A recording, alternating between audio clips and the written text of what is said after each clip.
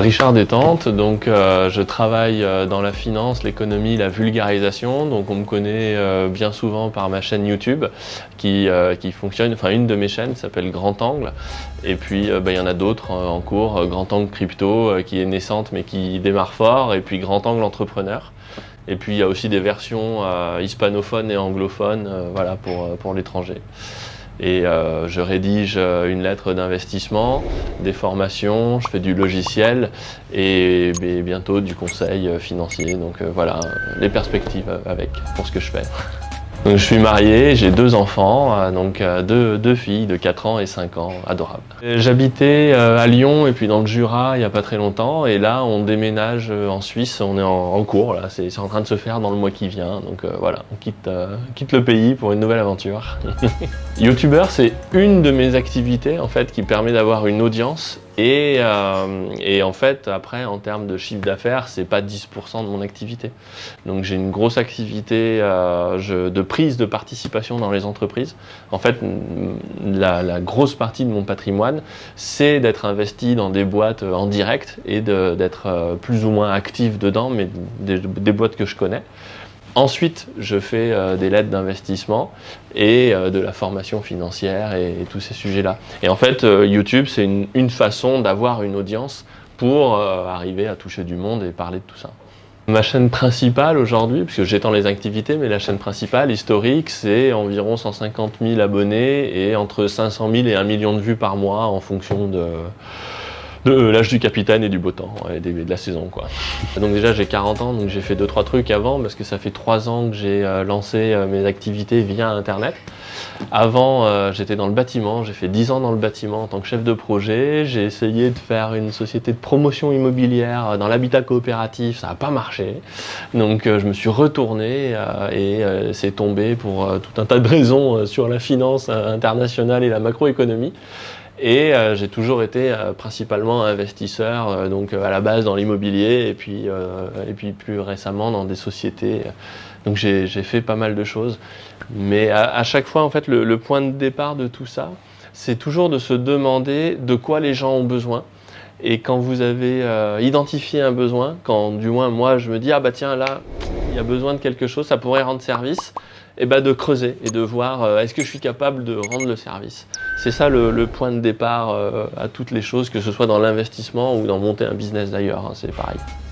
En fait, l'apprentissage, moi comme je disais, je viens du bâtiment, donc en fait je donnais des cours à la fac, entre autres choses, et je me suis rendu compte que les jeunes, ils passaient plus de temps sur leur téléphone qu'à regarder leurs copines. Donc je me suis dit, si je veux avoir de l'impact sur les jeunes, toujours vous partez du client quoi, ou de la personne que vous voulez toucher. Je me suis dit, mes cours, il faut que je les fasse sur le téléphone, puis ils regardent leur téléphone. Donc, voilà. Et je me suis dit, tiens, qu'est-ce que tu regardes? Je dis, ah, YouTube, monsieur, ah bon, c'est quoi YouTube? Et pendant 1 mois ou 2, j'ai regardé du YouTube, plus savoir qu'en faire, du Thibaut InShape, du machin, tout pour comprendre en fait ce que c'est que ce truc-là. Et à la fin, je me suis dit, ok, donc le format c'est ça, les grandes lignes c'est ça, et j'ai commencé à faire des vidéos un peu pour mes étudiants d'économie. Et puis à un moment, je me suis dit, tiens, c'est marrant parce qu'il y a des gens qui gagnent leur vie avec. Donc moi, je fais cours à 30 étudiants en master. Mais au final, je pourrais peut-être en toucher plus avec les vidéos. Donc je me suis dit, tiens, je vais regarder comment ça marche. Et à la fin, je me suis dit, en fait, il faut que je gère ça non pas comme un support pour transmettre, mais comme un business. Il faut que je me dise, ok, il y a une clientèle, il y a une démarche, il y a une histoire à raconter, il y a un service à apporter. Et en septembre 2017, j'ai restructuré ma chaîne pour arriver à construire une audience autour des sujets sur lesquels je voulais avoir de l'impact. Et du coup, là, j'ai considérablement rétréci les sujets à l'économie et la finance. Parce que c'est des sujets qui me plaisaient à ce moment-là, et du coup je me suis dit allez, on va faire ça.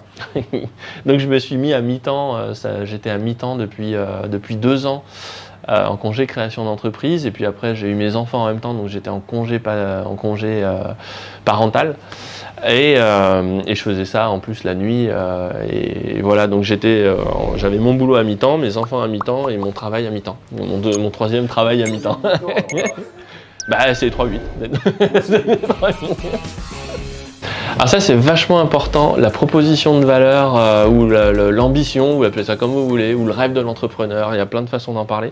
Mais à chaque projet, en tout cas moi personnellement, je me dis à quoi ça sert et qu'est-ce que ça fait et qu'est-ce que ça rend comme service. Donc sur grand angle macro, économie, c'était ma rencontre notamment avec plusieurs économistes et notamment avec Charles Gave, où l'ambition de ce truc-là, et avec Guillaume Rouvier, c'était de dire il faut expliquer aux gens comment leur donner les moyens de sauver leur épargne par eux-mêmes pour qu'ils acquièrent plus de liberté financière, parce que les structures, les macro-structures de l'État sont en train de s'effondrer, et ou du moins sont pas fiables, c'est un peu la planche pourrie.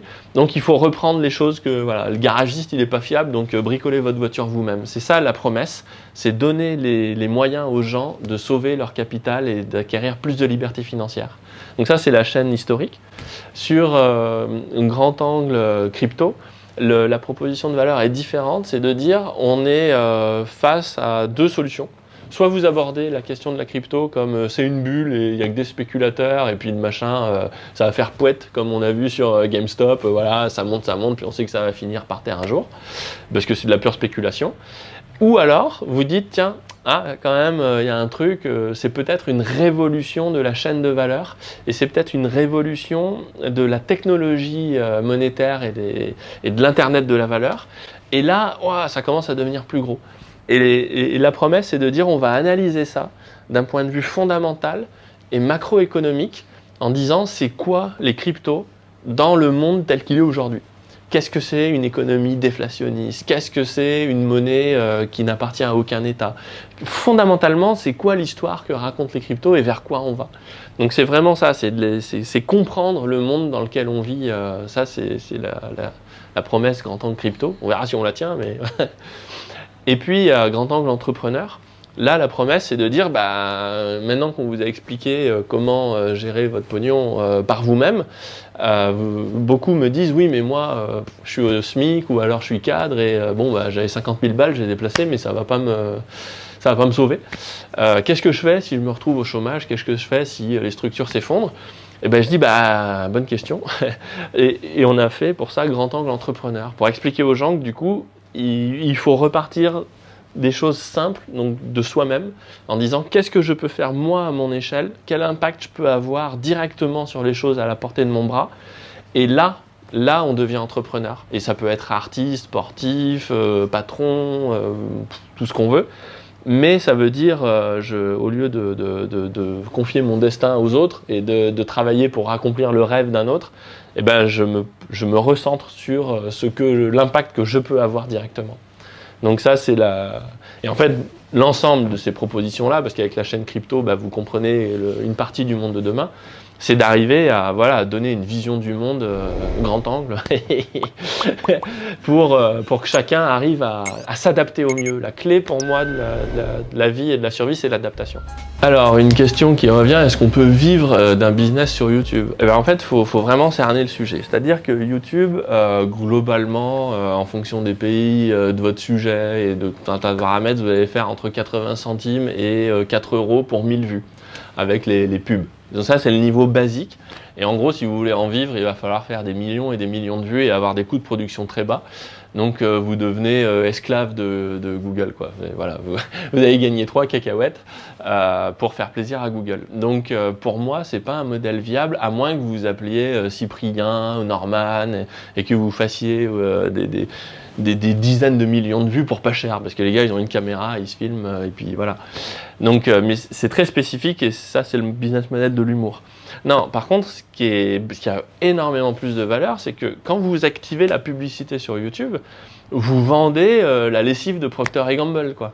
Donc, vous vendez des lames de rasoir, vous vendez n'importe quoi, enfin, vous vendez des choses qui ont très peu de valeur ajoutée pour vos clients. Si vous avez un business, je sais pas, j'en avais vu une nana qui m'avait marqué, elle a un business, elle vendait des œufs de poule sur Internet. Et elle vendait ses œufs de poule 2 € parce que c'est des belles poules, des machins, des trucs. Et elle, en vendant ses œufs de poule, elle avait bien plus de valeur et de cash que vous en vendant des lames de rasoir pour Gillette sur YouTube. Donc en réalité, c'est pas là. La valeur, vous allez la créer.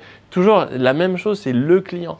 Les gens qui vous regardent, l'audience, elle vous aime, elle vous fait confiance, sinon elle ne regarderait pas votre tronche pendant des heures. Et du coup, qu'est-ce que tu fais pour moi? Qu'est-ce que tu peux me donner?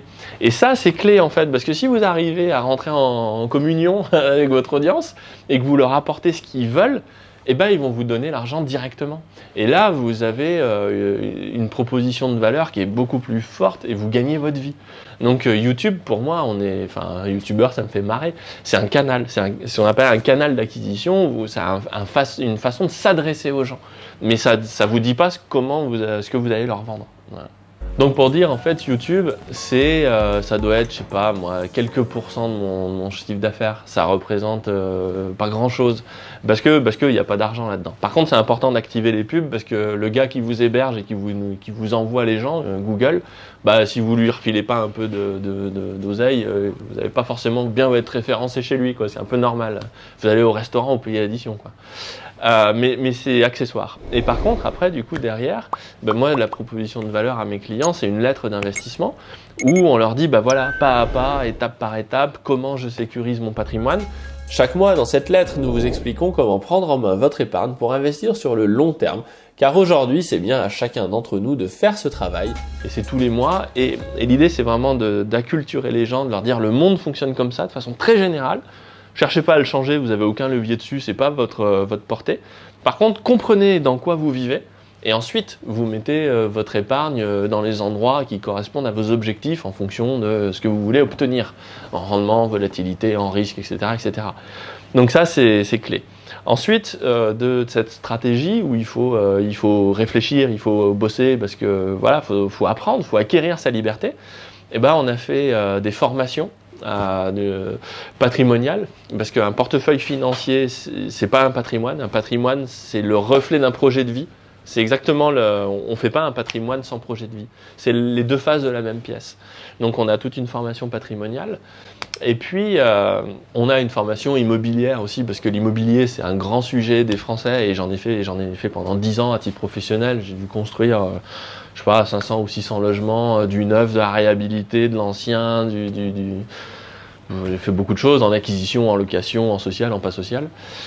Et puis, on a aussi une plateforme qui s'appelle Nestor, donc là c'est du logiciel en ligne, pour dire, bah, si vous voulez gérer votre portefeuille, tout ce qui est dans la lettre, on l'a automatisé et on a mis des indicateurs avec des alertes pour prévenir quand il y a des cassures sur les marchés, des retournements.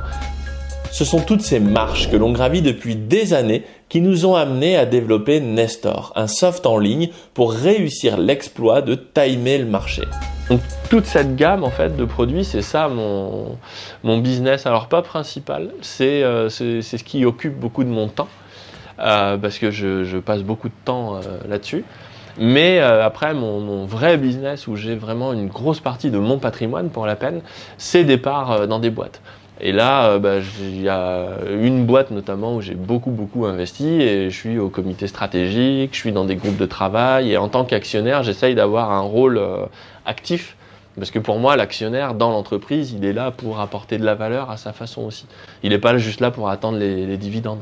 Alors si vous avez une action totale, évidemment, vous n'allez pas aller au conseil, mais ça m'amuse pas trop, moi, les actions totales. Je préfère avoir 5, 10, 15% d'une boîte et peser, quoi, pour faire des choses. Parce qu'on s'amuse beaucoup plus quand on fait des trucs, quand on fait des choses. Et pourquoi être entrepreneur? Et là, je presse pour ma paroisse parce que ça me plaît, il faut être dans cet état d'esprit. C'est-à-dire que si vous êtes salarié, vous avez la sécurité, mais vous êtes aussi à l'abri de la richesse. Et quand je parle de richesse, c'est effectivement financière, parce que la marge est pour votre patron avec les risques. Et ensuite, vous avez une fraction de la valeur sous forme de salaire fixe. Mais vous avez une richesse en termes de liberté, c'est-à-dire que j'étais un très mauvais salarié, j'étais pénible.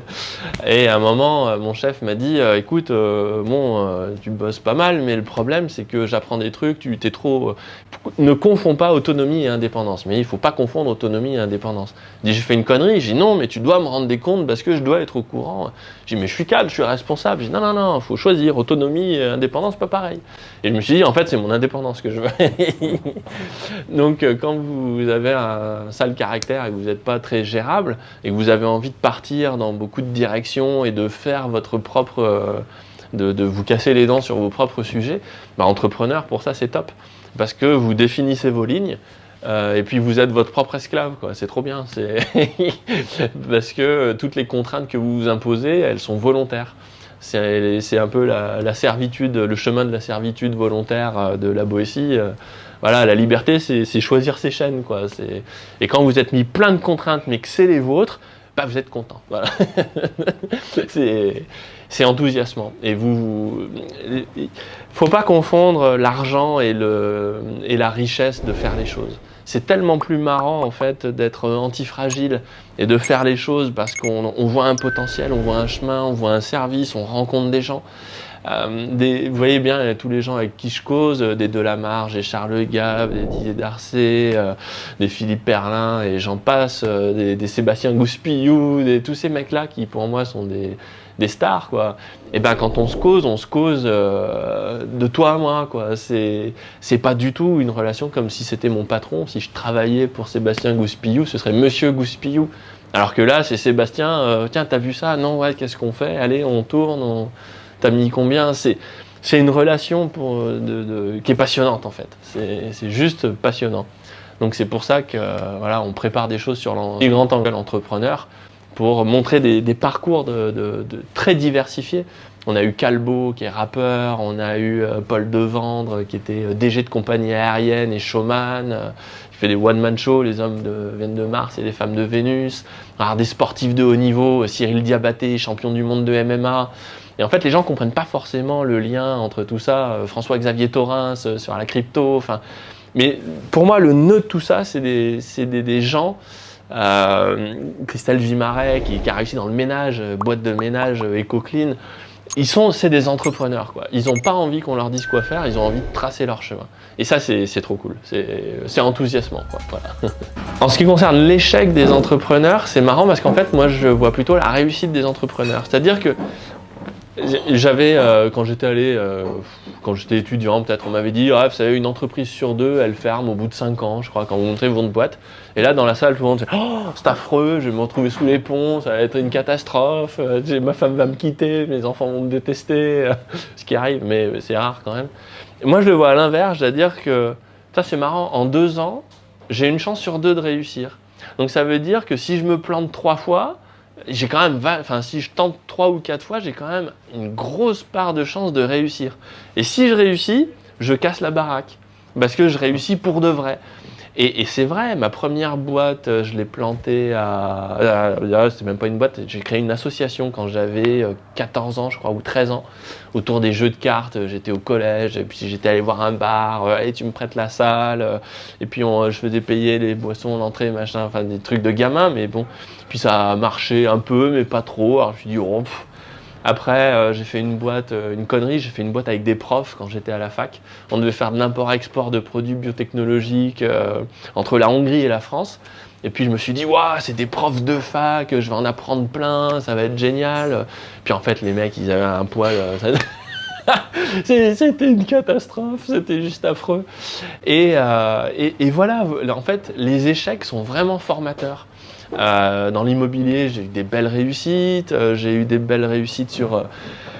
sur pas mal de sujets, mais ça s'est construit à coup d'échecs. Quand j'ai voulu être promoteur immobilier, je me suis viandé, j'avais une super idée, je voulais faire de l'habitat coopératif. Et je me suis dit, mais c'est trop bien, je vais inventer le logement social sans bailleurs sociaux, où les mecs, ils s'autogèrent. Et il n'y aura pas de problème, parce qu'en fait, les gens, ils seront autogérés. Et les mairies, elles vont m'accueillir à bras ouverts, elles vont me dire, mais oui, il y a du terrain ici, parce qu'on va faire les quotas de logements sociaux, c'est éligible, mais on ne sera pas emmerdé avec les bailleurs sociaux, avec les problèmes de vie des résidences, etc. Donc l'idée est géniale, j'avais des clients, j'avais des gens qui me disaient, ah ouais, on fait, j'avais des groupes de travail, j'ai bossé là-dessus, charbonné pendant 2 ans. Et à la fin, je me suis aperçu, j'ai dit, putain, merde, les mairies, elles me suivent pas. Elles me suivent pas parce que pour elles, c'est une prise de risque de laisser un bâtiment se construire. Et je me disais, putain, j'ai 10 ans d'expérience dans l'immobilier, ça va le faire. Et en fait, elles me disaient, non, t'as pas le réseau politique, t'as pas le... Et en fait, je me suis planté parce que j'ai pas vu, alors il fallait peut-être le faire pour le savoir, hein, mais j'ai pas vu, en fait, j'ai mal compris les attentes des mairies pour qu'elles donnent le foncier. Donc je me suis planté. Et après, du coup, j'ai fait autre chose. Et là, un coup ça marche, un coup ça réussit. Mais c'est un peu comme vous lancez des projets et vous dites, je vais en prendre plein la tête, mais c'est pas grave parce que j'y crois. Et puis, il y en a, ça va marcher. il y a un moment, ça va y aller. Il faut être un peu... Et puis il y a un moment, ça y va. Et quand ça y va, c'est le bonheur, parce que vous dites, ça, tu connais? Non, non, mais c'est à moi. C'est mon petit truc, mais c'est mon petit truc à moi.